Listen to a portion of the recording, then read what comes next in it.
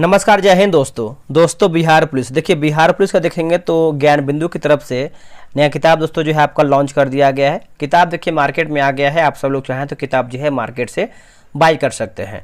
या आप देखेंगे दोस्तों जो है आपका सेकेंड एडिशन का बुक निकाला गया है। बिहार पुलिस का प्रीवियस ईयर क्वेश्चन बैंक निकाला गया है। ये आप देखेंगे 2010 से लेकर के 24 जितना भी आपका बिहार पुलिस का एग्जाम हुआ है पूरा देखेंगे A to Z डिस्कशन के साथ दिया गया है।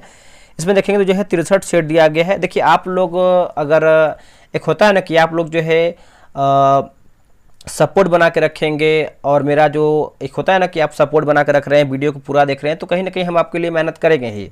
ठीक है, तो आप सपोर्ट बना के रखिए। वीडियो बनाने में मेहनत लगी रहा है, आपको पता है, क्योंकि 1 घंटा 1.5 घंटा जो भी आपका वीडियो बन रहा है उसमें आपको समय लगता ही है। सारा चीज़ होता है इसके पीछे, आपको बस 1 घंटे 1.5 घंटे का वीडियो मिलता है, लेकिन उसके पीछे 2-3 घंटे का टाइम लगता है हमको तैयार करने में। पहले PDF बनता है, फिर वीडियो बनता है, फिर एडिटिंग होता है, फिर जाके वीडियो अपलोड होता है, फिर थंबनेल बनता है, तो बहुत सारा प्रोसेस होता है। आपको 1 घंटे का प्रॉपर वीडियो मिलता है। तो मेहनत कर रहे हैं तो आप लोग भी मिल के सपोर्ट कीजिए। तो आज हम देखने वाले हैं दोस्तों सेट नंबर 3 देखेंगे, यानी सीरीज आपका 3 देखेंगे। तो चलिए वीडियो को शुरू कर देखेंगे। तो बिहार पुलिस का जो है आपका पेपर देखेंगे तो 7 अगस्त 2024 को पेपर हुआ था। ये आपका पेपर 3 है।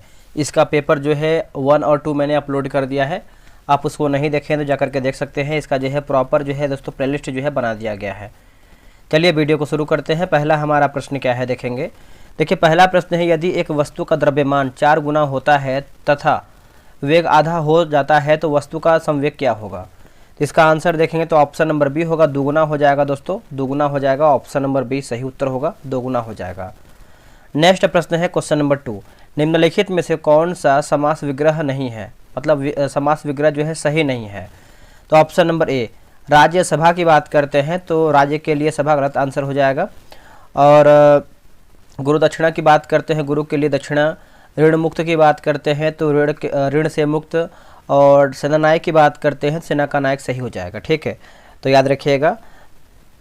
नेक्स्ट हमारा क्वेश्चन है क्वेश्चन नंबर 3, डैश ने कोशिका में स्थित तरल जैविक पदार्थ को जीवद्रव्य का जो है नाम दिया है। तो इसका उत्तर हो जाएगा जे.ई. पुरकिंजे जो है सही उत्तर हो जाएगा, जे.ई. पुरकिंजे। ऑप्शन नंबर जो है ए सही उत्तर हो जाएगा। देखिए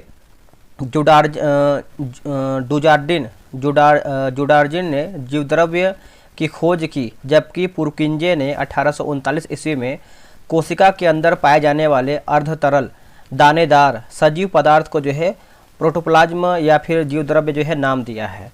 1855 ईस्वी में विर्चो ने बताया है कि नई कोशिकाओं का निर्माण पहले से मौजूद कोशिकाओं से होता है। रॉबर्ट ब्राउन ने 1831 में केंद्रक की खोज किया। और टीबी बैक्टीरिया है ना, टीबी बैक्टीरिया की खोज जो है रॉबर्ट कोच ने किया था। आप इसको अच्छे से याद रखिएगा। नेक्स्ट हमारा क्वेश्चन है क्वेश्चन नंबर 4 देखेंगे। क्वेश्चन नंबर 4 आपका बोला है कि किसी डॉक्यूमेंट में टेक्स्ट की वर्तनी और व्याकरण की जांच करने के लिए किस शॉर्टकट पूंजी का जो है प्रयोग दोस्तों किया जाता है। तो इसका उत्तर हो जाएगा ऑप्शन नंबर देखेंगे तो डी होगा, F7 जो है सही उत्तर हो जाएगा, F7। देखिए F1 का जो प्रयोग है लगभग हर प्रोग्राम के लिए जो है सहायक स्क्रीन खोलता है। उसके बाद F2 की बात करते हैं तो इसका प्रयोग जो है किसी चयनित फाइल या फिर फोल्डर का नाम बदलने की जो है अनुमति हेतु जो है किया जाता है। F3 कुंजी का उपयोग जो है कंप्यूटर या फिर लैपटॉप पर एप्लीकेशन खोलने के लिए जो है मदद करता है। F+ Alt+ F4 सक्रिय विंडो को बंद कर देता है। अगला कि ट्रांजिस्टर का आविष्कार जो है किसने किया था। तो आपका साकले हो जाएगा, ऑप्शन नंबर ए होगा, साकले। देखिए यहाँ पर कुछ आविष्कार दिया गया है। जैसे डिस्क ब्रेक की बात करते हैं तो आपको हो जाएगा एफ लेंचेस्टर हो जाएगा। सेफ्टी पिन की बात करते हैं तो आपका वाल्टर हो जाएगा। लिफ्ट यांत्रिक की बात करते हैं तो आपका लसिका ओटिस। और स्कूटर की बात करते हैं तो जी ब्राडसा। और बाईसाइकिल की बात करते हैं तो के मैकमिलन। कताई मशीन की बात करते हैं तो सैमुअल क्रॉम्पटन हो जाएगा। और डायनेमो की बात करते हैं डायनेमो तो माइकल फैराडे। लाउड स्पीकर की बात करते हैं तो होरेस शार्ट। और टेलीफोन का आपका हो जाएगा ग्राहम बेल हो जाएगा, ग्राहम बेल। निम्नलिखित को सुमेलित करके बताइए सही हमारा क्या है। तो देखिए नाना साहब की बात करते हैं तो बताइए क्या होगा। दोस्तों आपका जो है सब एक दूसरे के सामने मेरे अनुसार होना चाहिए। ठीक है, ऑप्शन नंबर देखेंगे तो आपका सी दिया गया है। सी में देखिए आपका दोस्तों हो जाएगा कुछ मिस्टेक है। जैसे नाना साहब देखेंगे तो आपका जो है कानपुर सही है। लक्ष्मीबाई की बात करते हैं झांसी आपका हो जाएगा।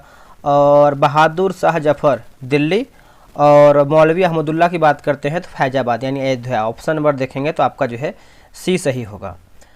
अब यहाँ पर देखिए दिया गया है, जैसे दिल्ली की बात कर लेते हैं तो आपका बहादुर शाह जफर, बख्त खान सैन्य नेतृत्व, और दमनकर्ता की बात करते हैं तो निकलसन मारा गया एवं हडसन जो है कैंपबेल हो जाएगा, है ना, कैंपबेल। कानपुर की बात करते हैं नाना साहेब तात्या तोपे, ये आपका जो है इसमें है दोस्तों, ठीक है। और क्या दिया गया है, और आपका दिया गया है जैसे लखनऊ की बात करते हैं तो बेगम हजरत महल, हेनरी लॉरेंस मारा गया एवं कैंपबेल हो जाएगा, ठीक है। झांसी की बात करते हैं तो रानी लक्ष्मीबाई, हीरोज हो जाएगा यहाँ का। इलाहाबाद की बात करते हैं तो लियाकत अली, कर्नल नील। जगदीशपुर की बात करते हैं तो कुंवर सिंह, विलियम टेलर एवं विंसेंट आयर। बरेली की बात करते हैं खान बहादुर खान, कैंपबेल हो जाएगा। फैजाबाद की बात करते हैं तो मौलवी अहमदुल्ला, कर्नल नील हो जाएगा। और फतेहपुर की बात करते हैं तो अजीमुल्लाह, जनरल रेनल्ड हो जाएगा, ठीक है, याद रखिएगा सभी लोग। आते हैं क्वेश्चन नंबर 7 पे। बारदोली ने 1928 ईस्वी में लगान वृद्धि के खिलाफ किसने किसान आंदोलन का जो है नेतृत्व किया है? आंसर हो जाएगा वल्लभ भाई पटेल, ऑप्शन नंबर ए होगा। देखिए, बारदोली सत्याग्रह भारतीय स्वाधीनता संग्राम के दौरान जून 1928 में गुजरात में हुआ एक प्रमुख किसान आंदोलन था। उस समय जो है प्रांतीय सरकार ने किसानों के लगान में 22% वृद्धि कर दी, जिसके खिलाफ जो है वल्लभ भाई पटेल के नेतृत्व में आंदोलन जो है किया गया। आंदोलन के फलस्वरूप जो है आपका बूमफील्ड एवं मैक्सवेल के नेतृत्व में जो है गठित समिति द्वारा जो है मामलों का जो है जांच कर 22% लगान वृद्धि को जो है गलत ठहराते हुए इसे जो है घटाकर 6.03% जो है कर दिया गया। बारदोली की महिलाओं ने वल्लभ भाई पटेल को सरदार की उपाधि जो है दिया था, ये भी आप अच्छे से याद रखिएगा। चलिए आते हैं क्वेश्चन नंबर 8 नंबर पे। बोला कि विश्व बैंक द्वारा विभिन्न देशों को किस आधार पर वर्गीकृत जो है किया जाता है? तो इसका उत्तर हो जाएगा प्रति व्यक्ति आय होगा, ऑप्शन नंबर बी होगा, प्रति व्यक्ति आय। देखिए, अर्थव्यवस्था को वर्तमान में 4 आय समूहों में विभाजित जो है किया गया है। निम्न आय, निम्न मध्यम आय, उच्च मध्यम आय और उच्च आय, ठीक है। तो याद रखिएगा, विश्व बैंक की बात करते हैं, इसका जो स्थापना है जुलाई 1944 में हुआ है। मुख्यालय की बात करते हैं तो आपका वाशिंगटन डीसी में है। और जो इसका सदस्य की बात करते हैं तो 189 जो है इसमें सदस्य हो जाएगा। अंतर्राष्ट्रीय पुनर्निर्माण और विकास बैंक यानी IBRD या फिर विश्व बैंक और अंतर्राष्ट्रीय मुद्रा कोष IMF की स्थापना एक साथ वर्ष 1944 में अमेरिका ने न्यू हैम्पशायर में ब्रिटेन वुड्स सम्मेलन के दौरान हुआ था। ब्रिटेन वुड्स सम्मेलन को आधिकारिक तौर पर संयुक्त राष्ट्र मौद्रिक और वित्तीय सम्मेलन के रूप में जाना जाता है। विश्व बैंक का सदस्य बनने के लिए किसी भी देश को पहले अंतर्राष्ट्रीय वित्त निगम का सदस्य जो है बनना जरूरी होता है। अगला है कि 14 सेंटीमीटर वाले अर्धगोले का कुछ पृष्ठीय क्षेत्रफल कितना है? तो आपका हो जाएगा 1848 सेंटीमीटर स्क्वायर हो जाएगा, ऑप्शन नंबर बी होगा। द्विघात समीकरण, इसका आंसर देखेंगे तो मैथ का क्वेश्चन है, आप इसको आराम से बना सकते हैं। ये सब जो है मैथ का क्वेश्चन दिया गया है, ठीक है।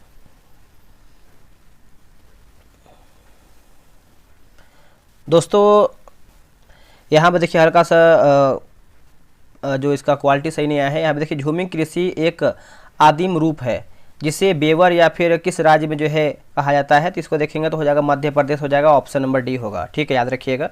देखिए, मध्य प्रदेश में झूम खेती को दहिया यानी बेवर, मसान और पेंडा कहा जाता है।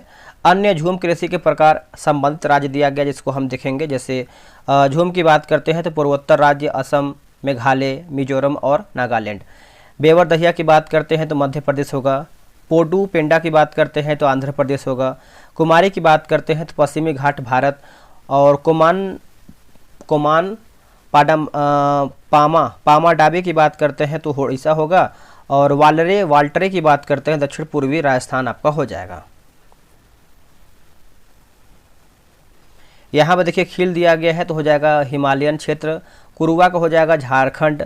पामलू का हो जाएगा मणिपुर। दीपा का हो जाएगा छत्तीसगढ़। अंडमान निकोबार द्वीप समूह होगा। और कैगिन का हो जाएगा फिलीपींस। मिल्पा का हो जाएगा मैक्सिको, मध्य प्रदेश होगा, मध्य अमेरिका होगा। कोनुको को बात करता हूँ, कोनुको तो हो जाएगा वेनेजुएला। रोका को हो जाएगा आपका ब्राज़ील होगा। और क्या दिया गया है? लदांग की बात करते हैं तो इंडोनेशिया एवं मलेशिया होगा। रे का हो जाएगा वियतनाम, और तोंग का हो जाएगा म्यांमार, और चेना का हो जाएगा श्रीलंका। तो ये सब जो है आप याद रखिएगा। देखिए बिहार पुलिस का जो है टेलीग्राम पे ग्रुप बनाया गया है, आपका जो है सेट वहीं पर जो है स्टार्ट कर दिया गया है। अगर आप अभी तक ज्वाइन नहीं किया ज्वाइन हो जाइए। आपको बिहार पुलिस व्हाट्सएप पे लिख करके मैसेज करना है। ये रहा व्हाट्सएप नंबर 8756546533। आप जो है बिहार पुलिस लिख करके मैसेज कीजिएगा, आपको जो है प्रॉपर जानकारी मिल जाएगा। देखिए नवेली लिग्नाइट कोयला खनन क्षेत्र किस राज्य में स्थित है? ये आपको जो है तमिलनाडु में देखने को मिलता है। ऑप्शन नंबर डी होगा तमिलनाडु में। देखिए टर्शियरी युगिन कोयले के सबसे प्रमुख क्षेत्र कामुक, माकुम असम, नवेली तमिलनाडु एवं पलना राजस्थान है। भारत में लिग्नाइट का सर्वाधिक भंडार तमिलनाडु के मन्नार में होने वाला अनुमान लगाया गया है। ठीक है, प्रमुख कोयला खनन क्षेत्र एवं संबंधित राज्य देख लेते हैं। इसमें देखेंगे तो पश्चिम बंगाल की बात करते हैं तो रानीगंज होगा, झारखंड की बात करते हैं तो झरिया, बोकारो, गिरिडीह और करनू जो भी लिखा गया यहाँ पे देखिए कट गया हल्का सा, रामगढ़ होगा। छत्तीसगढ़ की बात करते हैं तो तातापानी और रामकोला होगा। उड़ीसा की बात करते हैं तलचर, तेलंगाना का हो जाएगा सिंगरैली, और एमपी की बात करते हैं तो आपका सिंगरौली हो जाएगा। देश में प्राचीन काल के गोंडवाना शैलों में कुछ कोयला तृतीय या फिर टर्शियरी युगीन चट्टानों में मिलता है। गंगा एक्शन प्लान की शुरुआत किस वर्ष हुआ है? तो ये आपका 1985 में हुआ है। ऑप्शन नंबर बी होगा 1985 में। गंगा एक्शन प्लान देखिए यह पहली नदी कार्य योजना थी जो 1985 में पर्यावरण और मंत्रालय है ना द्वारा जो है शुरू किया गया था। गंगा एक्शन प्लान का पहला चरण जो है 14 जनवरी 1986 को जो है 1986 के तहत जो है दोस्तों आपका लागू हुआ है।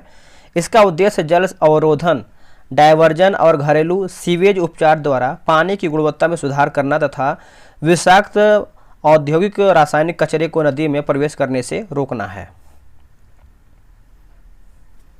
देखिए राष्ट्रीय नदी गंगा बेसिन प्राधिकरण, इसका गठन भारत सरकार ने 2009 में पर्यावरण संरक्षण अधिनियम 1986 की धारा 3 के तहत किया गया था। इसकी जो अध्यक्षता है प्रधानमंत्री द्वारा जो है की जाती है।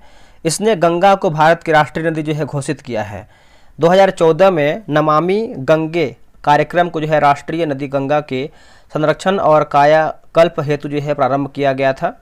राष्ट्रीय गंगा परिषद की जो स्थापना है 2016 में किया गया है। अगला है कांटे और चूसक किस वर्ग के जीवों का विशेष गुण है? तो ये आपका है प्लेटी हेलमंथीज का है। ऑप्शन नंबर देखेंगे तो डी आपका सही उत्तर होगा।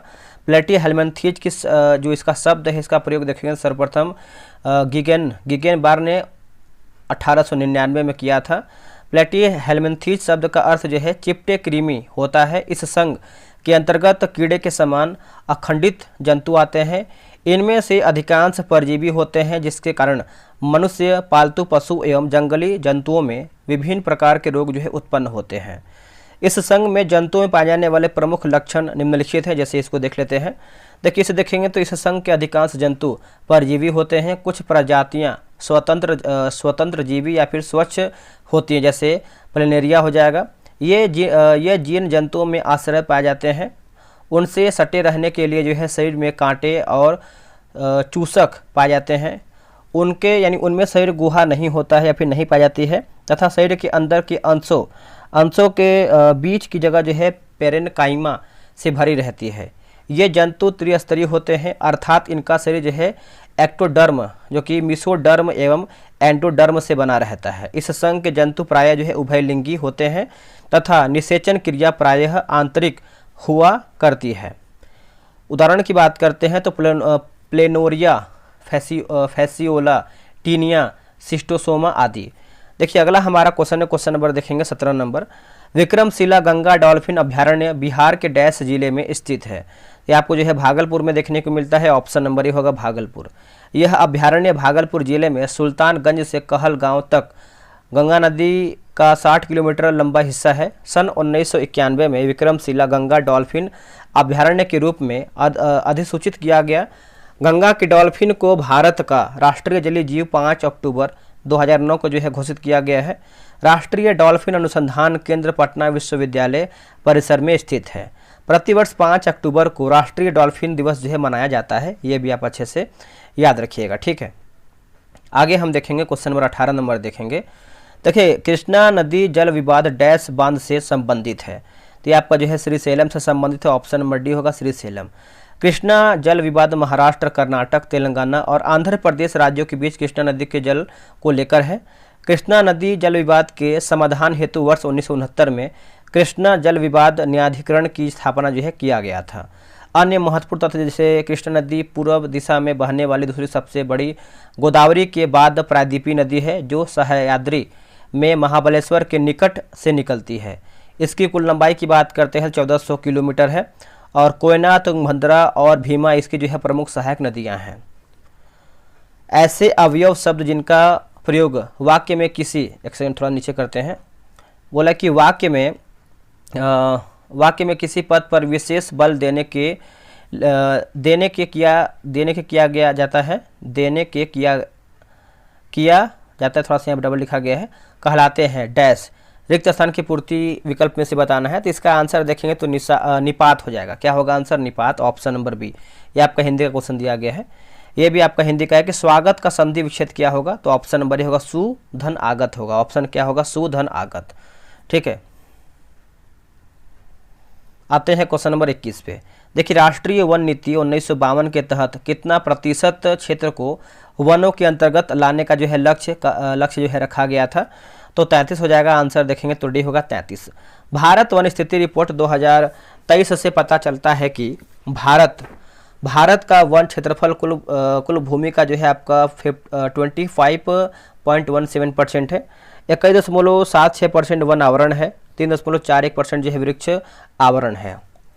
1952 की नीति को भारत सरकार द्वारा 1988 में संशोधित किया गया था। इसका मुख्य उद्देश्य जो है पर्यावरण का पारिस्थितिकीय संतुलन की स्थिरता और सुनिश्चित करना है। इसमें देखेंगे तो कुछ आगे मैथ का क्वेश्चन दिया गया है।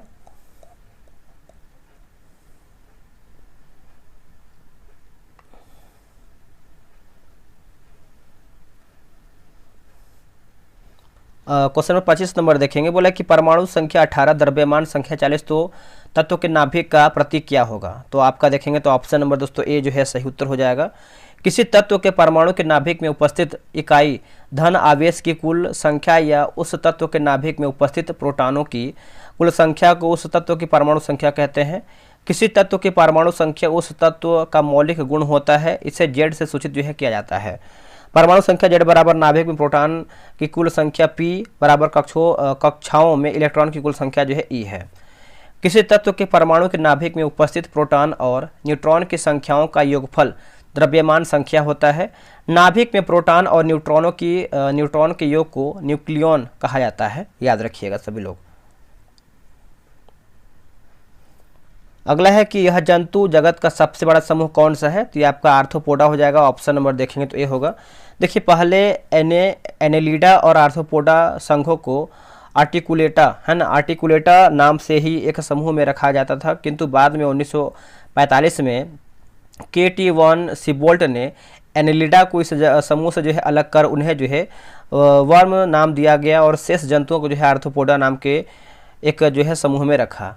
श्वसन क्रिया शरीर की सतह द्वारा जलीय जीव में क्लोमो द्वारा, स्थलचर प्राणियों में श्वास नलियों या फुफ्फुसों द्वारा जो है होती है। उत्सर्जन क्रिया मैलपिगियन नलिकाओं द्वारा या हरित ग्रंथियों द्वारा होती है। इस संघ के जंतु सामान्यतः एकलिंगी होते हैं। आर्थ्रोपोडा प्राणी जगत का सबसे बड़ा संघ है। पृथ्वी पर लगभग 2/3 जाति आर्थ्रोपोडा का है। इनमें खुला परिसंचरण तंत्र पाया जाता है, रक्त वाहिकाएं अनुपस्थित। इनका शरीर जो है द्विपार्श्विक सममित खंडन युक्त त्रिस्तरीय होता है। इस संघ के जंतु जल, थल एवं वायु तीनों जगह जो है पाए जाते हैं। निम्नलिखित गुणों में से कौन सा प्रोकैरियोटिक को यूकैरियोटिक से अलग करता है, तो ऑप्शन नंबर सी है। देखिए, प्रोकैरियोटिक से केंद्रक झिल्ली की अनुपस्थिति, ऑप्शन नंबर देखेंगे तो सी सही होगा। एक कोशिकीय प्रोकैरियोटिक जीवों का समूह है, अर्थात इनमें न तो संगठित केंद्रक होता है और न ही विकसित कोशिकांग होते हैं। इनमें केंद्रिका जो है झिल्ली का अभाव होता है। आगे देखेंगे, निम्नलिखित रासायनिक अभिक्रिया का उदाहरण क्या है, तो इसका उत्तर आपका हो जाएगा ऑक्सीकरण अभिक्रिया। ऑप्शन नंबर बी होगा। देखिए, क्षारीय पोटेशियम परमैंगनेट अथवा अम्लीकृत पोटेशियम डाइक्रोमेट अल्कोहल को अम्लों में जो है ऑक्सीकृत करते हैं। संकलन अभिक्रिया में निकेल अथवा पैलेडियम जैसे उत्प्रेरकों की उपस्थिति में असंतृप्त हाइड्रोकार्बन हाइड्रोजन जोड़कर संतृप्त हाइड्रोकार्बन जो है देते हैं। ठीक है, चलिए आगे हम देखेंगे। निकेल उत्प्रेरक की उपस्थिति में हाइड्रोजनीकरण अभिक्रिया द्वारा वनस्पति तेल से वनस्पति घी बनाया जाता है जो संतृप्त हाइड्रोकार्बन है। सूर्य के प्रकाश में क्लोरीन हाइड्रोकार्बन से एक एक करके हाइड्रोजन परमाणुओं का प्रतिस्थापन करती है। इस अभिक्रिया में साधारण उच्च समजातीय एल्केन के साथ अनेक उत्पादों का निर्माण होता है। विस्थापन यानी प्रतिस्थापन अभिक्रिया के उदाहरण देखेंगे तो आपका ये दिया गया है, आप इसको याद रख सकते हैं। आगे हम देखेंगे, अगला हमारा दोस्तों प्रश्न है कि अपमार्जक क्या है। देखिए अपमार्जक की बात करते हैं तो लंबी कार्बन श्रृंखला वाले सल्फोनिक लवण के सोडियम अथवा लंबी श्रृंखला वाले अमोनियम लवण होते हैं। ऑप्शन नंबर जो है बी सही होगा। देखिए अपमार्जक कठोर जल में उपस्थित कैल्शियम एवं मैग्नीशियम आयनों के साथ अघुलनशील पदार्थ नहीं बनाते हैं, अंततः ये कठोर जल में भी प्रभावी बने रहते हैं। अपमार्जकों का उपयोग शैम्पू या कपड़े धोने के उत्पाद बनाने में होता है। साबुन जल में घुलनशील लंबी श्रृंखला वाले कार्बोक्लिसिलिक है ना क्लिसिलिक अम्लों के सोडियम एवं पोटेशियम लवण होते हैं। सोडियम युक्त साबुन कठोर तथा पोटेशियम युक्त साबुन मुलायम होते हैं। साबुन का निर्माण जंतु चर्बी या फिर वनस्पति तेल से जो है किया जाता है। कठोर जल में साबुन झाग नहीं देता है, सफाई में भी जो है कठिनाई होती है। साबुन के द्वारा सतहों को साफ करने का सिद्धांत पृष्ठ तनाव पर आधारित होता है। जल की अस्थायी कठोरता उसमें कैल्शियम व मैग्नीशियम के क्लोराइड तथा सल्फेट लवण घुले रहने के कारण जो है होती है।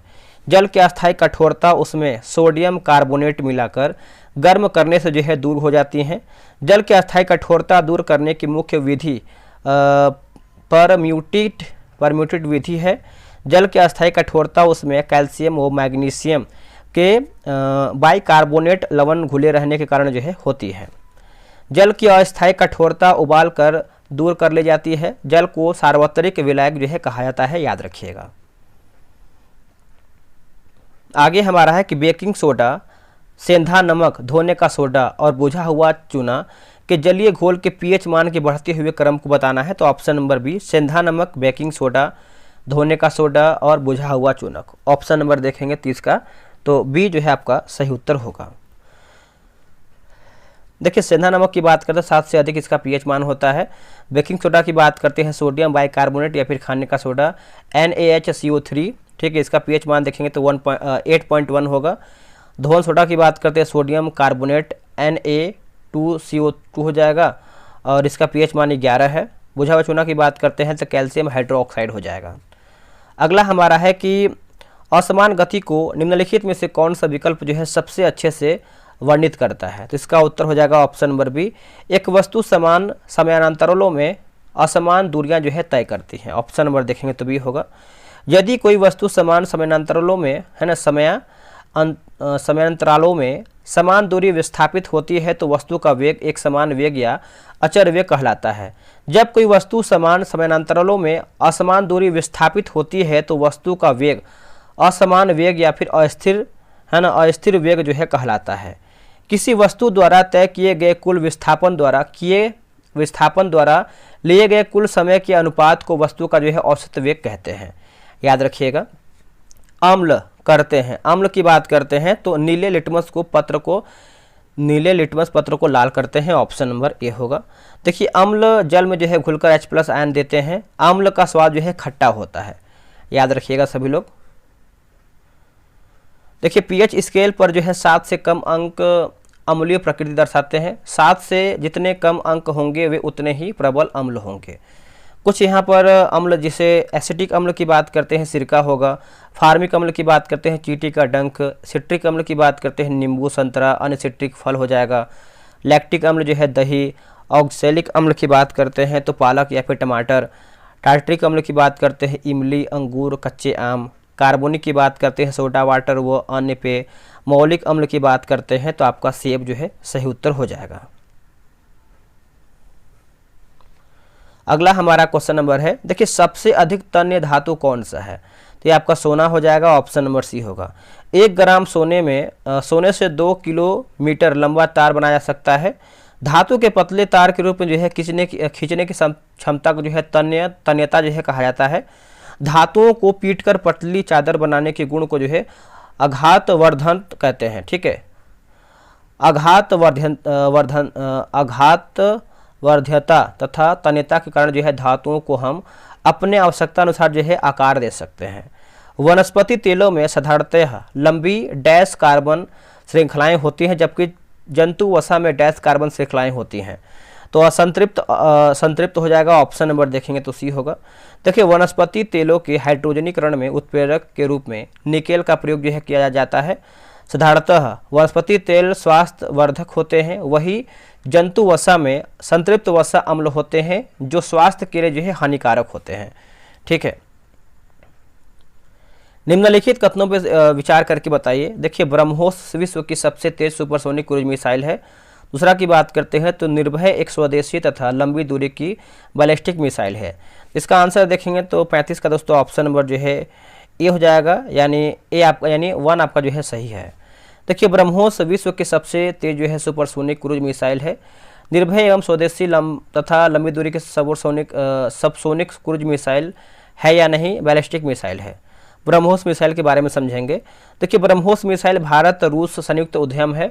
इसकी मारक क्षमता जो है 290 किलोमीटर है। यह जो है 2.8 मैक यानी ध्वनि की गति से लगभग 3 गुनी है कि उच्च गति के साथ जो है विश्व की सबसे तेज क्रूज मिसाइल है। इसका नाम भारत की ब्रह्मपुत्र नदी और रूस की मोस्कवा नदी के नाम पर जो है रखा गया है।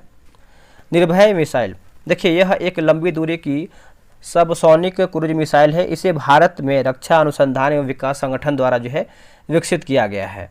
इस मिसाइल के सतह जो है संस्करण का परीक्षण पहली बार ओडिशा के बालासोर जिले में चांदीपुर स्थित एकीकृत परीक्षण रेंज से जो है 12 मार्च 2023 को जो है किया गया है। निसार क्या है? निसार की बात करते हैं तो इसरो और नासा द्वारा विकसित एक रडार है, ऑप्शन नंबर जो है सी होगा। देखिए, दोहरी आवृत्ति वाले सिंथेटिक एपर्चर रडार उपग्रह को विकसित करने और लॉन्च करने के लिए जो है नासा और इसरो के बीच जो है एक संयुक्त परियोजना है। इसे सितंबर 2022 में सतीश धवन अंतरिक्ष केंद्र से GSLV Mark II नामक प्रक्षेपण यान से जो है छोड़ा गया है।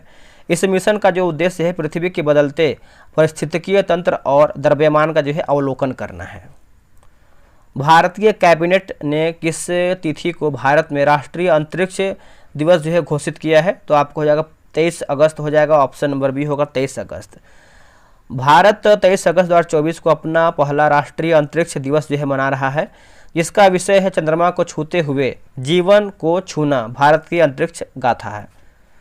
अगला हमारा है कि स्मार्ट प्रीपेड मीटर स्थापना के कार्यान्वयन और हर घर के लिए बिजली सुनिश्चित करने का अध्ययन करने के लिए जनवरी 2024 में किस देश की टीम ने जो है बिहार का दौरा किया है? तो इसका आंसर देखेंगे तो आपका हो जाएगा दोस्तों, बताइए क्या हो जाएगा? तो ऑप्शन नंबर देखेंगे तो बी जो है इसका सही उत्तर हो जाएगा। ठीक है, अमेरिका हो जाएगा। देखिए, अमेरिका के द्वारा बिहार में स्मार्ट प्रीपेड मिशन जो है इंस्टॉलेशन की जो है सराहना जो है किया गया है। 75 वर्षों के बाद भारतीय घड़ियाल की उपस्थिति की हालिया पुष्टि किस क्षेत्र में हुआ है? आंसर देखेंगे तो आपका जो है डी होगा, ग्रेटर काजीरंगा हो जाएगा, ऑप्शन नंबर डी होगा। विश्वनाथ वन्यजीव प्रभाग काजीरंगा टाइगर रिजर्व के अंतर्गत और ए यानी TSA फाउंडेशन इंडिया द्वारा 16 से 25 जनवरी तक ब्रह्मपुत्र नदी के 160 किलोमीटर लंबे हिस्से पर किए गए सर्वेक्षण के दौरान 5 प्रजातियों के 900 से अधिक जो है मीठे पानी के कछुए और एक मादा जो है घड़ियाल पाए गए हैं। यह अध्ययन सुस्मिता कर और मोनालिसा वशिष्ठा के नेतृत्व में जो है 5 सदस्यीय टीम द्वारा जो है किया गया था। काजीरंगा टाइगर रिजर्व असम में है। यह एक सींग वाले गेंडा के लिए जो है प्रसिद्ध है।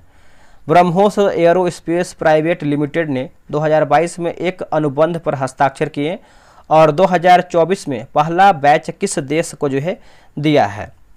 किसका उत्तर हो जाएगा? ऑप्शन नंबर सी होगा, फिलीपींस जो है सही होगा, फिलीपींस। भारत ने चीन के पड़ोसी देश फिलीपींस को ब्रह्मोस मिसाइल की पहली खेप सौंपी। फिलीपींस ने इसे चीन के दक्षिण चीन सागर में बढ़ते प्रभाव को देखते हुए जो है खरीदा है। दक्षिण चीन सागर में फिलीपींस का स्प्रेटली द्वीप को जो है लेकर विवाद जो है चलता रहा है। बिहार में किस स्थान से बुद्ध की तांबे की खड़ी मूर्ति जो है मिली है? तो ऑप्शन नंबर सी होगा सुल्तानगंज। 1861 में ईस्ट इंडियन रेलवे के निर्माण के दौरान भागलपुर जिले के सुल्तानगंज में यह मूर्ति जो है पाया गया था। वर्तमान में यह इंग्लैंड के बर्मिंघम संग्रहालय में रखा गया है। इस मूर्ति का निर्माण जो है गुप्त काल में किया गया था। बांका के सांसद गिरधारी यादव प्रधानमंत्री को चिट्ठी लिखकर बुद्ध की प्रतिमा को जो है विदेश से बाहर लाने की जो है मांग की है। 2011 के जनगणना के अनुसार बिहार में साक्षरता दर जो है कितना है? तो 61.80 हो जाएगा। ऑप्शन नंबर देखेंगे तो डी होगा। बिहार में साक्षरता दर 2011 के अनुसार जनगणना, जैसे कुल साक्षरता दर की बात करते हैं 61.80, पुरुष की बात करते हैं 71.2, महिला की बात करते हैं 51.5। सर्वाधिक साक्षरता वाला जिला की बात करते रोहतास, आपका 73.37 होगा। सर्वाधिक पुरुष साक्षरता दर की बात करते हैं जिला, तो आपका रोहतास 82.88 होगा। न्यूनतम पुरुष साक्षरता दर वाला जिला की बात करते हैं तो पूर्णिया 59.06। सर्वाधिक महिला साक्षरता दर वाला जिला की बात करते हैं रोहतास 62.97% हो जाएगा। न्यूनतम महिला साक्षरता दर वाला जिला की बात करते हैं तो सहरसा 41.48%। राष्ट्रीय स्तर पर बिहार पुरुष तथा महिला साक्षरता दोनों के संदर्भ में सबसे निचले पायदान पर है। निम्नलिखित में से कौन सा तटीय मैदान का भाग नहीं है? तो ऑप्शन नंबर डी होगा। तराई क्षेत्र दोस्तों आपका नहीं है, डी सही होगा। देखिए, शिवालिक पर्वतमाला के तलहटी में सिंधु से लेकर तिस्ता तक अविच्छिन्न रूप से भाबर प्रदेश का विस्तार है। इस क्षेत्र में कंकड़ पत्थरों यानी बजरी की अधिकता के कारण जो है इसमें बहुत अधिक सौरंध्रता होती है, जिसके कारण जो है नदियाँ यहाँ विलीन हो जाती हैं। भाबर प्रदेश के दक्षिणी भागों में स्थित 15 से 30 किलोमीटर चौड़ी दलदली पेटी की तराई प्रदेश कहा जाता है। भाबर प्रदेश की लुप्त हुई नदियाँ यहाँ पुनः सतह पर जो है आ जाती हैं। तराई प्रदेश घने वनों का प्रदेश है। यहाँ जैव विविधता का विशाल भंडार है। यहाँ की मिट्टी जो है दलदली मिट्टी होती है। पेरियार बाघ रिजर्व भारत के डैश राज्य में स्थित है? तो आपका हो जाएगा केरल हो जाएगा। ऑप्शन नंबर बी होगा केरल।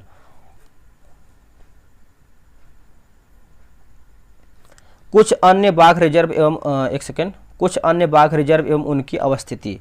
बाघ रिजर्व और अवस्थिति, जैसे बांदीपुर, जैसे कर्नाटक की बात करते हैं तो कर्नाटक में आपको देखिए बांदीपुर, भद्रा, नागरहोल, दांदेली, अंसी और बिलीगिरी रंगनाथ हो जाएगा। तमिलनाडु की बात करते हैं तो कालकड, मुंडन दुथुरई हो जाएगा। अन्नामलाई हो जाएगा, मुदुमलाई हो जाएगा, सत्यमंगलम हो जाएगा। एक सेकेंड आगे देखेंगे तो श्री विल्लुपुथुर मेघामलाई हो जाएगा। ठीक है। और आपका है महाराष्ट्र की बात करते हैं तो मेलघाट, पेंच, टाडोबा, अंधारी, सह्याद्री, नवेगांव, बागजीरा और बोर हो जाएगा। ठीक है। अगला हमारा 45 नंबर हमारा है, निम्न में से कौन सा इंस्टेंट मैसेजिंग के लिए जो है प्रयुक्त नहीं हो सकता है मैसेजिंग के लिए? तो ये आपको हो जाएगा वर्ल्ड प्रेस हो जाएगा। इसमें देखेंगे तो टाइपिंग वगैरह होता है, फाइल वगैरह बनता है। गूगल टॉक को जी टॉक कहा जाता है। इसका उपयोग करने हेतु उपयोगकर्ता के पास नाम एवं पासवर्ड होना अनिवार्य है। इसका उपयोग करने हेतु जो है 900 के एप्लीकेशन डाउनलोड करना होगा। अगला है कि गूगल हैंगआउट के जरिए जो है कॉल, वीडियो कॉल एवं मैसेज किया जाता है। गूगल हैंगआउट फॉर एयर के जरिए जो है यूट्यूब पर लाइव प्रसारण जो है किया जा सकता है। कालाजार बीमारी का रोगाणु है। कालाजार बीमारी का रोगाणु है तो इसका आंसर देखेंगे तो लिस्मेनिया हो जाएगा। ऑप्शन नंबर सी। कालाजार बीमारी लिस्मेनिया टूनावानी नामक परजीवी के कारण होता है। इस रोग से जो है प्रभावित होने वाला अंग अस्थिमज्जा होता है। इस रोग की वाहक बालूमक्खी होती है, याद रखिएगा। जैसे मलेरिया की बात करते हैं तो प्लाज्मोडियम होगा। पायरिया की बात करते हैं तो एंटी अमीबा जिंजीवेलिस होगा। सोने की बीमारी की बात करते हैं तो ट्रिपेनोसोमा गैम्बियंस और पेचिस की बात करते हैं तो एंटी अमीबा हिस्टोलिका हो जाएगा। समसूत्री विभाजन मदद करता है तो ऑप्शन नंबर बी होगा। क्षतिग्रस्त कोशिकाओं तो ऊतकों की वृद्धि और मरम्मत। ऑप्शन नंबर देखेंगे तो बी होगा समसूत्री विभाजन। देखिए, समसूत्री विभाजन की प्रक्रिया को जंतु कोशिका में सबसे पहले जर्मनी के जीव वैज्ञानिक वाल्थेर फ्लेमिंग ने देखा था। उन्होंने इस प्रक्रिया को 1882 में माइटोसिस नाम दिया था। यह विभाजन जो है कायिक कोशिका में होता है। समसूत्री विभाजन के 5 चरणों में जो है बांटा गया है। अंतरावस्था हो जाएगा, पूर्वावस्था, मध्यावस्था, पश्चावस्था या फिर अंत्यावस्था हो जाएगा।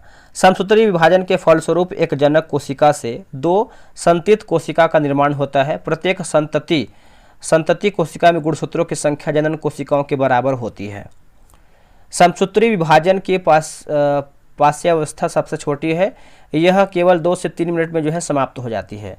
रदरफोर्ड का अल्फा कण प्रकीर्णन प्रयोग किसकी खोज के लिए जो है जाना जाता है? तो हो जाएगा आपका परमाणविक नाभिक हो जाएगा, ऑप्शन नंबर ए होगा।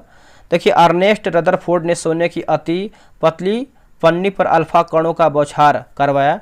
इस प्रयोग के द्वारा रदरफोर्ड ने परमाणु के नाभिक का जो है खोज किया।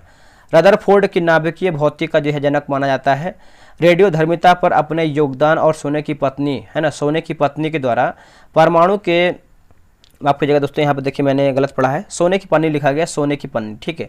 सोने की पन्नी के द्वारा परमाणु के नाभिक की खोज के लिए 1908 में रदरफोर्ड को नोबेल पुरस्कार से जो है सम्मानित किया गया। देखिए, जब मास्टर वीडियो बनता है लगातार पढ़ते पढ़ते कभी कभी देखिए मिस्टेक होता है, आपसे भी होता होगा, तो उसको आप देखिए थोड़ा सा माफ़ी चाहेंगे आप सभी लोगों से। पूरा कोशिश रहा कि आपको सही तरीके से ही हम वीडियो जो है प्रोवाइड करा पाएँ, ठीक है। निम्न में से कौन सा हस्तशिल्प बिहार का नहीं है? तो ऑप्शन नंबर सी, पटचित्र देखिए नहीं है। देखिए, इन चित्रों में कपड़ा पर हिंदू देवी देवताओं को जो है दर्शाया जाता है, याद रखिएगा। बिहार के प्रमुख हस्तशिल्प कला, जैसे खटवा कला की बात करते हैं तो खटवा एक प्रकार की एप्लिक कला है जिसकी उत्पत्ति जो है बिहार में हुई है, ठीक है।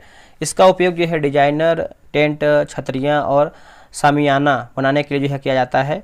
पारंपरिक रूप से राजघरानों और कुलीन लोगों के लिए भव्य तंबू और छतरियाँ बनाने के लिए जो है खटवा का प्रयोग जो है किया जाता था, याद रखिएगा। और सुजनी कढ़ाई, बिहार के मुजफ्फरपुर की सुजनी कढ़ाई को जीआई टैग जो है मिला है। परंपरागत रूप से महिलाएं नवजात शिशुओं को लपेटने के लिए जो साधारण कपड़े को छोटे पेंच पर कढ़ाई करके कपड़ा तैयार करती थी, लेकिन अब यह कढ़ाई कला जिले की 600 महिलाओं के लिए जो है आजीविका और आत्मनिर्भरता की जरिया है ना, आत्मनिर्भरता का जरिया है। मधुबनी चित्रकला, इसे जो है मिथिला चित्रकला भी कहते हैं। यह बिहार के मिथिला क्षेत्र की एक प्रमुख कला परंपरा है। इस कला का आरंभ जो है 1960 में मधुबनी जिले के एक साध्वी स्वर्गीय महासुंदरी देवी के साथ हुआ था, जिन्होंने रंगीन चित्रकला का परिचय दिया है। मधुबनी चित्रकला को राष्ट्रीय एवं अंतर्राष्ट्रीय स्तर पर ख्याति दिलाने में पूर्व केंद्रीय मंत्री स्वर्गीय ललित नारायण मिश्र का जो है प्रमुख योगदान है। इस चित्रकला की प्रमुख चित्रकला जो चित्रकार है बोआ देवी, दुलारी देवी आदि हैं। बोला कि yours is an example of dash, तो ऑप्शन नंबर देखेंगे तो सी जो है सही उत्तर हो जाएगा। Fill in the blank choosing correct option, ठीक है। There were 6 lazy boy and 4 industries dash in our classes, ठीक है। इंडस्ट्रियस आंसर हो जाएगा 1 हो जाएगा, ठीक है। आगे देख लेते हैं, अगला हमारा क्वेश्चन है क्वेश्चन नंबर 52 नंबर देख लेते हैं। देखिए 52 नंबर भी आपका इंग्लिश का एक क्वेश्चन है। तो the word Jerry belong to which of the following type of noun, इसका आंसर देखेंगे तो जो है आपको कलेक्टिव नाउन हो जाएगा, ऑप्शन नंबर जो है बी सही होगा। इसमें देखिए गद्यांश का आपका जो है क्वेश्चन दिया गया, यानी हिंदी का ये आपका क्वेश्चन है 53 से लेकर के 56 तक। इसको आप आराम से बनाइए, आराम से देखिए, इसको पढ़ लीजिए वीडियो रोक करके, ठीक है। इसको आराम से हम रोक दे रहे हैं। इसमें 53 का आंसर देखिए, जब इसको गद्यांश पढ़ेंगे तब इसको आप आराम से जो है बना पाएंगे, ठीक है।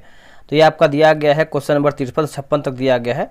तो इसको हम क्वेश्चन भी दिखाए थे ताकि आप आराम से क्वेश्चन भी बना पाएँ। ये देखिए आपका क्वेश्चन है 53 से 56 तक, 55 भी पढ़ लीजिए और 56 भी पढ़ लीजिए, ठीक है। आंसर भी लिखा गया है।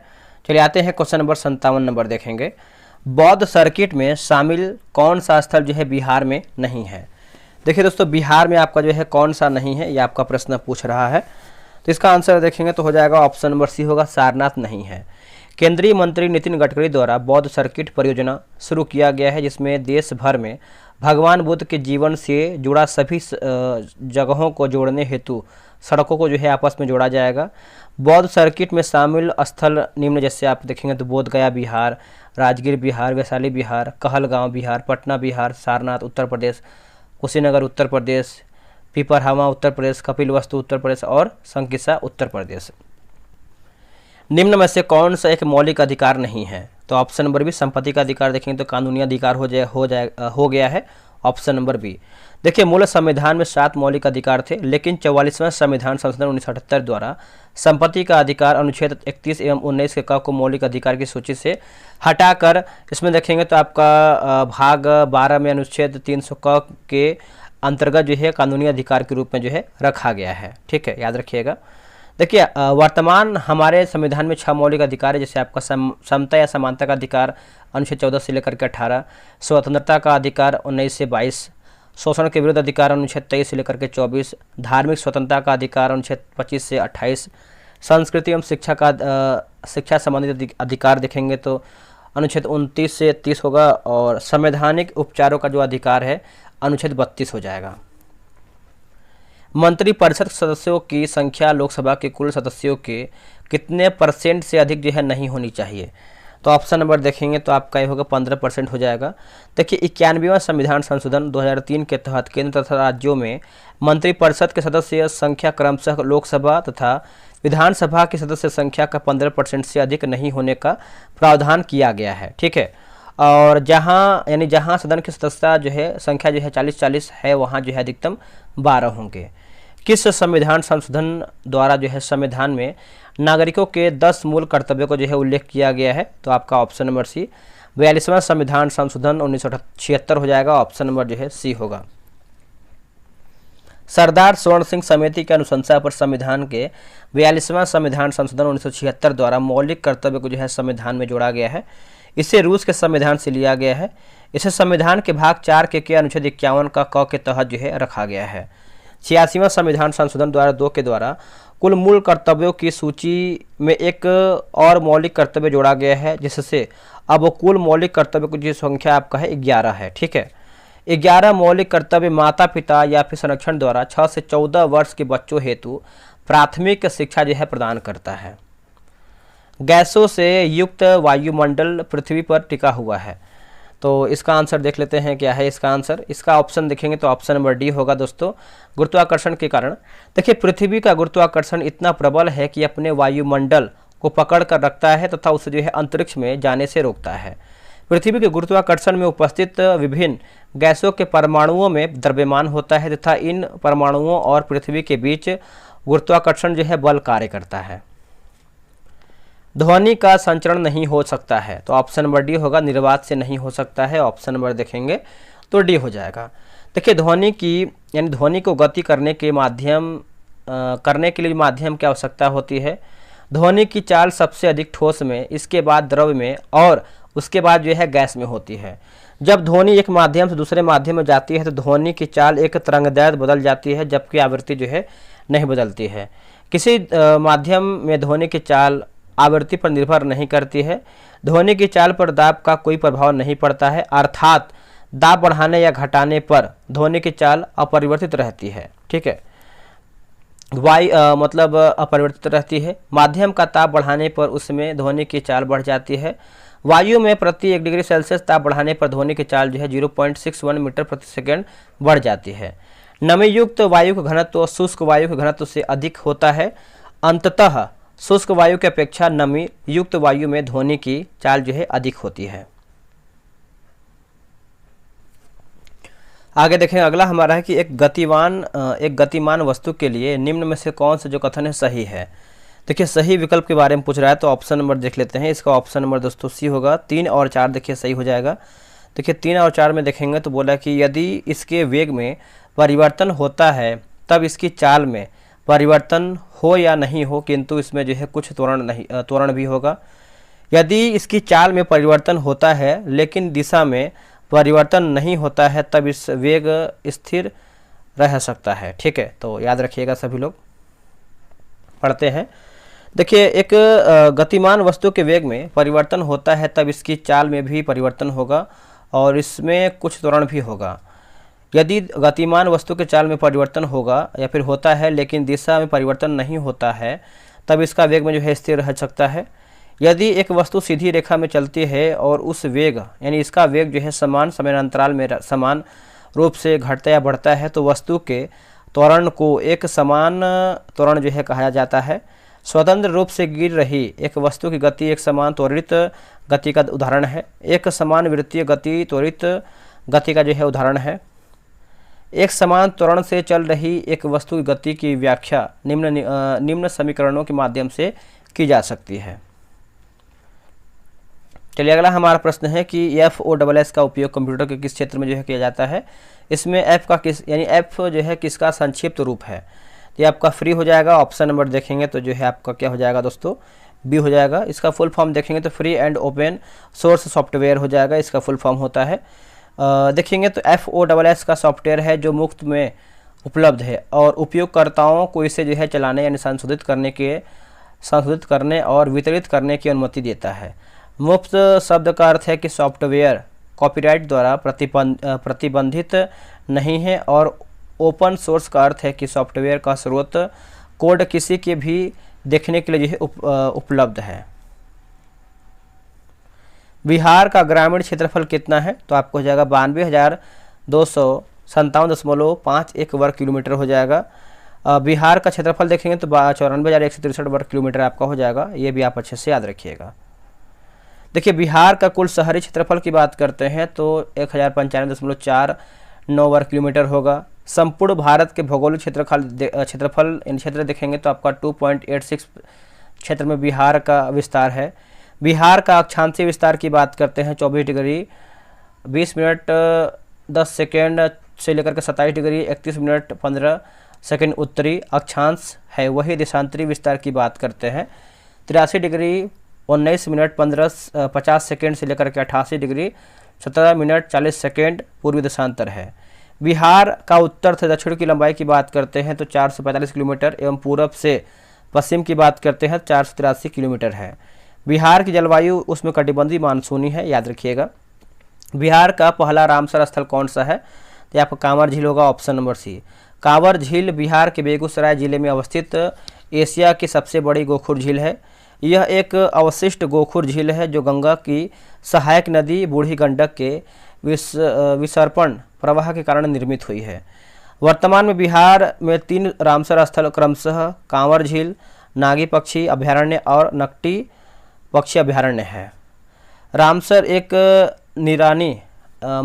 एक ईरानी शहर है जहां 1971 में आर्द्रभूमि और उनके नाजुक पारिस्थितिकीय तंत्र की रक्षा के उपायों और कदमों पर चर्चा करने के लिए जो है अंतर्राष्ट्रीय सम्मेलन आयोजित किया गया था। भारत ने 1982 में रामसर कन्वेंशन का जो है अनुसमर्थन किया। भारत में सबसे बड़ा जो है रामसर स्थल जो है पश्चिम बंगाल का जो है सुंदरवन है। भारत का सबसे छोटा रामसर स्थल की बात करते हैं तो हिमाचल प्रदेश का रेणुका है। बिहार लोक सेवा आयोग माफ कीजिएगा बिहार लोक सेवा अधिकार अधिनियम कब जो है लागू किया गया है तो ये आपका अगस्त 2011 में हुआ है, ऑप्शन नंबर ए होगा।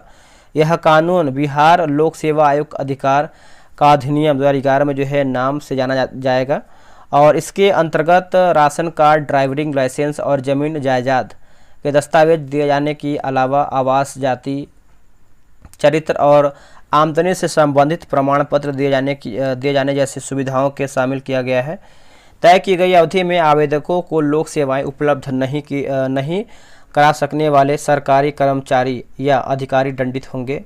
बिहार संबंधित अन्य अधिनियम, बिहार पंचायती राज अधिनियम 1993। देखिए बिहार मद्य निषेध शराबबंदी कानून 1 अप्रैल 2016 को जो है लागू किया गया था, ये भी आप अच्छे से याद रखिएगा।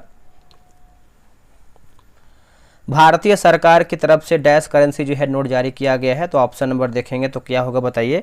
तो RBI करेंसी नोट जारी है ना, तो याद रखिएगा ऑप्शन नंबर जो है भारतीय रिजर्व बैंक हो जाएगा। ऑप्शन नंबर देखिए आपका ए हो जाएगा भारतीय रिजर्व बैंक। देखिए न्यूनतम आरक्षण प्रणाली के अंतर्गत RBI करेंसी नोट जारी करता है। भारत में नोट निर्गमन हेतु न्यूनतम कोष प्रणाली प्रचलन में है, जिसे 1957 में अपनाया गया। इस प्रणाली के तहत जारी किए जाने वाले नोटों के पीछे भारतीय रिजर्व बैंक को कुल 200 करोड़ रुपए का रिजर्व कोष अपने पास रखना होता है, जिसमें 115 करोड़ रुपए मूल्य का स्वर्ण तथा 85 करोड़ रुपए की विदेशी मुद्रा शामिल है। भारतीय रिजर्व बैंक के कुछ अन्य कार्य जैसे व्यापारिक बैंकों के शाखा विस्तार का नियमन, व्यापार समापन का नियमन करना। कोई भी बैंक अपनी किसी शाखा का स्थानांतरण बिना आरबीआई की अनुमति के नहीं कर सकता है। भारत के विदेशी व्यापार से संबंधित आंकड़े एकत्रित करना एवं प्रकाशित करना। मुद्रास्फीति को नियंत्रित कर कीमत में स्थिरता बनाए रखने के लिए जो है आरबीआई उत्तरदायी है। वैश्वीकरण से उत्पन्न लाभों में से निम्न में से किनको जो है उचित हिस्सा नहीं मिलता है? तो ऑप्शन नंबर बी होगा, श्रमिकों को ऑप्शन नंबर बी होगा। देखिए, वैश्वीकरण देश की अर्थव्यवस्था को विश्व की अन्य अर्थव्यवस्थाओं के साथ व्यापार, पूंजी तथा प्रौद्योगिकी के प्रवाह के माध्यम से जोड़ना है, अर्थात इसका व्यापक अर्थ देश की अर्थव्यवस्था को विश्व की अर्थव्यवस्था के लिए जो है खोलना है। कौन सा देश अपने रणनीति उद्देश्यों की प्राप्ति के लिए ग्रे जोन वारफेयर टैक्टिस को अपना रहा है? तो चीन हो जाएगा option number C. Grey zone warfare रणनीति बलपूर्वक की जाने वाली कार्रवाइयाँ जो सशस्त्र संघर्ष से दूर होती हैं लेकिन सामान्य कूटनीतिक, आर्थिक और अन्य गतिविधियों से परे हैं, को व्यापक रूप से चीन की घरेलू आर्थिक, विदेश नीति और सुरक्षा उद्देश्यों को आगे बढ़ाने के प्रयासों से महत्वपूर्ण भूमिका निभाने के रूप में मान्यता प्राप्त है। विशेष रूप से जो है इंडो पैसिफिक है। सुश्री शांति देवी पासवान और श्री सीवन पासवान को डैश से जो है सम्मानित किया गया है 2024 Padma Shri, option number C. Mithila और गोदना पेंटिंग विद्या की सिद्धहस्त कलाकार लहेरियागंज मधुबनी के दंपति शांति देवी एवं सीवन, माफ कीजिएगा सीवन है ना, लिखा गया है, सीवन पासवान को राष्ट्रपति भवन में ताम्रपत्र एवं मेडल देकर सम्मानित किया गया है। इनके कलाकृति को अमेरिका, जापान, हांगकांग समेत कई देशों में ख्याति मिल चुकी है। निम्नलिखित में से किस शक्ति का उपयोग राज्यसभा द्वारा जो है किया जाता है? इसका आंसर देखेंगे तो ऑप्शन नंबर डी 2 और 4। यह आपातकाल की घोषणा की स्वीकृति देती है। यह संवैधानिक संशोधनों को पारित करता है। निम्नलिखित मामलों में राज्यसभा की शक्ति लोकसभा के समान होती है, जैसे समान विधेयकों पर पुनः स्थापन और उनको पारित करना, संवैधानिक संशोधन विधेयकों का पुनर्स्थापन और उनको पारित करना, राष्ट्रपति का निर्वाचन और महाभियोग, राष्ट्रपति द्वारा घोषित तीनों प्रकार के आपातकालों की स्वीकृति, संवैधानिक इकाइयों जैसे वित्त आयोग, संघ लोक सेवा आयोग, नियंत्रण एवं महालेखा परीक्षक आदि की रिपोर्ट पर जो है विचार करना। अगला है कि प्रधानमंत्री की नियुक्ति का अधिकार किसके पास है? तो दोस्तों ये आपका राष्ट्रपति के पास है, ऑप्शन नंबर ए। राष्ट्रपति लोकसभा के आम चुनाव में बहुमत दल के नेता को प्रधानमंत्री नियुक्त करता है। प्रधानमंत्री के सलाह पर राष्ट्रपति के द्वारा ही अन्य मंत्रियों की नियुक्ति की जाती है। अनुच्छेद 74 की बात करते हैं तो राष्ट्रपति को सहायता एवं सलाह देने के लिए एक मंत्री परिषद होगी जिसका प्रमुख जो है प्रधानमंत्री होगा। कौन होगा? प्रधानमंत्री होगा। अनुच्छेद 75 की बात करते हैं तो अनुच्छेद 75 का 1 प्रधानमंत्री की नियुक्ति जो है राष्ट्रपति करेगा और प्रधानमंत्री की सलाह पर अन्य मंत्रियों की नियुक्ति जो है करेगा। 75 का 2 देखेंगे तो प्रधानमंत्री यानी मंत्री राष्ट्रपति के प्रसाद प्रयत्न अपने पद पर जो है बने रहेंगे। 75 का 3 की बात करते हैं तो मंत्रिपरिषद लोकसभा के प्रति जो है सामूहिक रूप से उत्तरदायी होगा। अगला है कि उस जनजाति का नाम बतलाइए जो ऋग्वैदिक आर्यों के पंचजन से संबंधित नहीं है। तो ऑप्शन नंबर डी होगा कीकट। गौतम बुद्ध द्वारा अपने धर्म में दीक्षित किया जाने वाला अंतिम व्यक्ति निम्नलिखित में से कौन था? तो सुभद्र हो जाएगा। आंसर देखेंगे तो ऑप्शन नंबर डी हो जाएगा। दोस्तों देखिए, अपने जीवन के अंतिम वर्ष में गौतम बुद्ध अपने शिष्य चुंग के यहाँ पावा पहुँचे। यहाँ शुकर माधव भोज्य सामग्री खाने से वे अतिसार रोग से पीड़ित हो गए। फिर वे पावा में कुशीनगर चले और वहीं पर सुभद्र को उन्होंने अपना जो है अंतिम उपदेश दिया। कृष्णदेव राय के दरबार में अष्टदिग्गज कौन थे? तो 8 तेलुगु कवि। ऑप्शन नंबर देखेंगे तो भी होगा। कृष्णदेव राय का शासनकाल विजयनगर में साहित्य का क्लासिकी युग जो है माना जाता है। उसके दरबार को तेलुगु के 8 महान विद्वान एवं कवि इन्हें अष्टदिग्गज कहा जाता है सुशोभित करते थे, इसलिए इसके शासनकाल को जो है तेलुगु साहित्य का स्वर्ण युग भी कहा जाता है। कृष्णदेव राय ने जो है आंध्र भोज की उपाधि जो है धारण किया था। अष्टदिग्गज तेलुगु कवियों में पेड्डाना सर्वप्रथम था, जो संस्कृत और तेलुगु दोनों भाषाओं का ज्ञाता था। उसकी प्रमुख रचना जो है आपका स्वरोचित संभव और मनुचरित है। कृष्णदेव राय स्वयं एवं उत्कृष्ट कवि और लेखक थे। उनकी प्रमुख रचना की बात करते हैं तो अमुक्त माल्याद थी, जो तेलुगु भाषा के 5 महाकाव्यों में से एक हैं। इसके अतिरिक्त कृष्णदेव राय को कला और निर्माण कार्य में भी रुचि थी।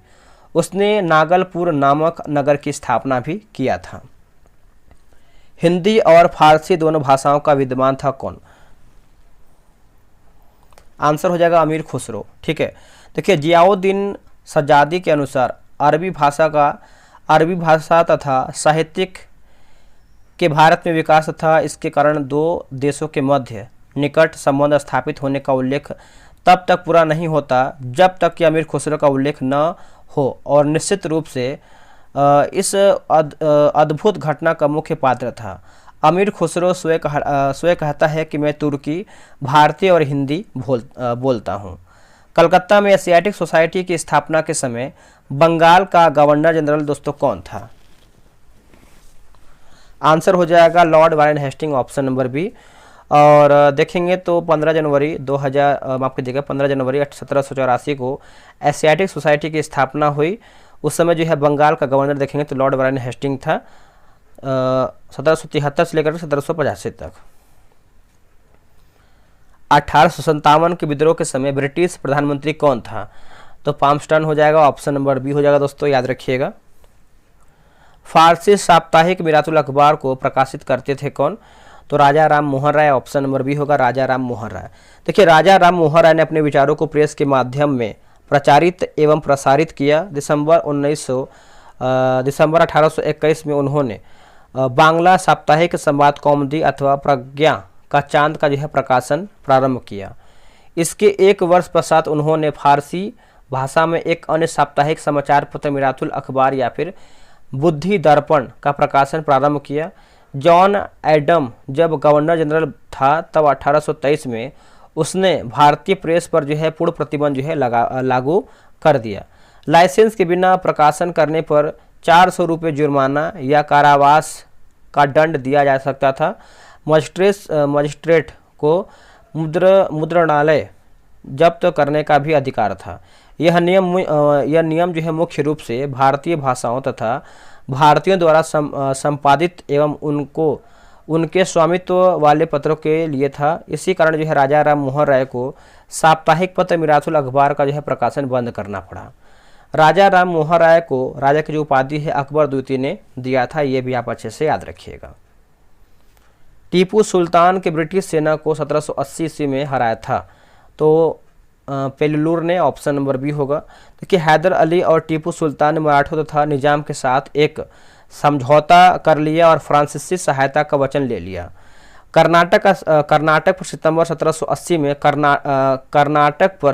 1780 में आक्रमण करके अरकोट पर जो है कब्जा कर लिया।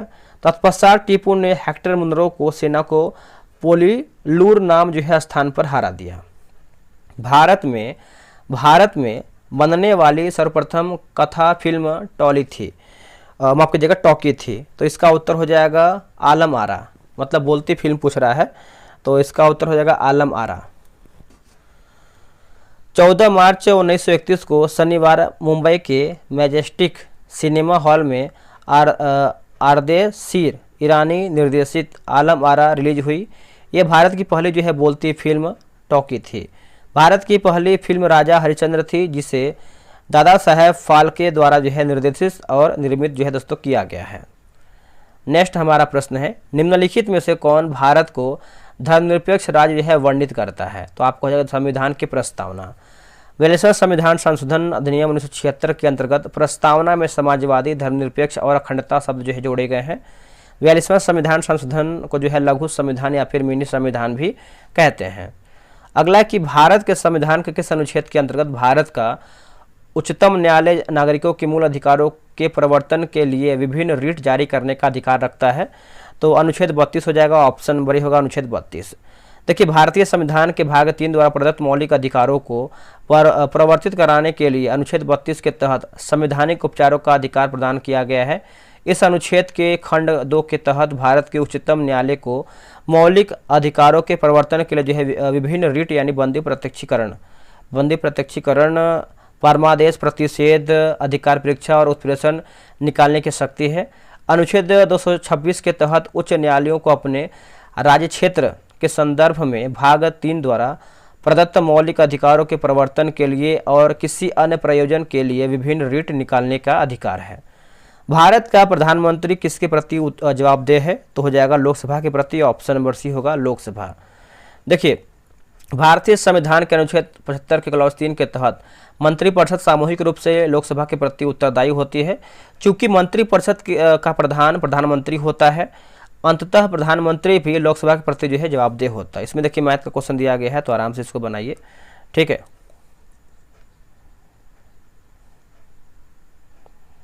जीके जीएस को देख लेते हैं कहाँ पर दिया गया है। ये रहा आपका 94 नंबर। यदि एक दी हुई समयावधि में कीमतें तथा मौद्रिक आय दोनों दोगुनी हो जाएं तो वास्तविक आय, तो इसका उत्तर हो जाएगा अपरिवर्तित रहेगी, ऑप्शन नंबर सी हो जाएगा दोस्तों, अपरिवर्तित रहेगी। स्वतंत्र भारत की प्रथम औद्योगिक नीति की घोषणा किया गया था, तो 1948 में किया गया था, ऑप्शन नंबर बी होगा। देखिए 6 अप्रैल 1948 को तत्कालीन उद्योग मंत्री डॉक्टर श्यामा प्रसाद मुखर्जी द्वारा की गई थी। इसी के द्वारा देश में मिश्रित एवं नियंत्रित अर्थव्यवस्था की नींव पड़ी है। ऑपरेशन फ्लड का निम्न में से किससे संबंध है? तो दुग्ध आपूर्ति से है, ऑप्शन नंबर बी होगा दुग्ध आपूर्ति से। श्वेत क्रांति की गति तेज करने की उद्देश्य से ऑपरेशन फ्लड चलाया गया। इसका संबंध जो है दुग्ध क्रांति या फिर दुग्ध उत्पादन से है। इसकी शुरुआत जो है 1970 में राष्ट्रीय डेयरी विकास बोर्ड ने किया था। इसके सूत्रधार डॉक्टर वर्गीज कुरियन थे। ऑपरेशन फ्लड के कारण ही भारत विश्व दुग्ध उत्पादन में जो है प्रथम स्थान पर है। भारत की सबसे बड़ी वाह नदी कौन सा है? तो आपका हो जाएगा ऑप्शन नंबर सी गंगा हो जाएगा। गंगा की लंबाई की बात करते हैं 2525, गोदावरी की बात करते हैं 1465, कृष्णा 1400, नर्मदा 1312 और महानदी की बात करते हैं 851। अंततः स्पष्ट है कि भारत की सबसे लंबी वह नदी गंगा है। आगे हमारा प्रश्न है, मृदा अपरदन रोका जा सकता है किसके द्वारा? तो वनारोपण है ना, वनारोपण द्वारा, ऑप्शन नंबर सी। मृदा संरक्षण के अंतर्गत देखेंगे तो वे सभी उपाय सम्मिलित हैं जो मिट्टी को अपरदन से बचाते हैं और उसकी उर्वरता को बनाए रखते हैं। मृदा अपरदन को रोकने के लिए कुछ प्रभावी उपाय दिया गया, जैसे वृक्षारोपण, यह सर्वाधिक सशक्त उपाय है। सोपानी अथवा समोच्च रेखीय कृषि, अतिचारण और स्थानांतरित कृषि पर रोक लगाना और मेड़बंदी हो जाएगा, ठीक है, मेड़बंदी। Identify the part of speech of the word aquatic, तो इसका आंसर देखेंगे तो ऑप्शन नंबर दोस्तों आपका सी हो जाएगा, एडजेक्टिव हो जाएगा।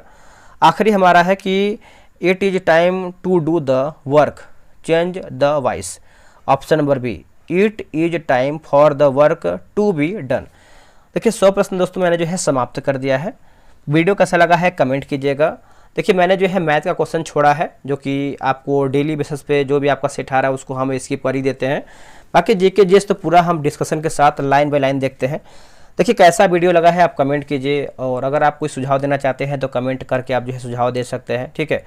और वीडियो को लाइक करके जाइएगा, इससे हमें देखिए मोटिवेशन मिलेगा। और क्योंकि देखिए 1 घंटा 1.5 घंटा जो भी वीडियो बन रहा है डेली हम बना रहे हैं, आपके लिए ही बना रहे हैं, ठीक है। तो चलिए दोस्तों मिलते हैं एक नई वीडियो में।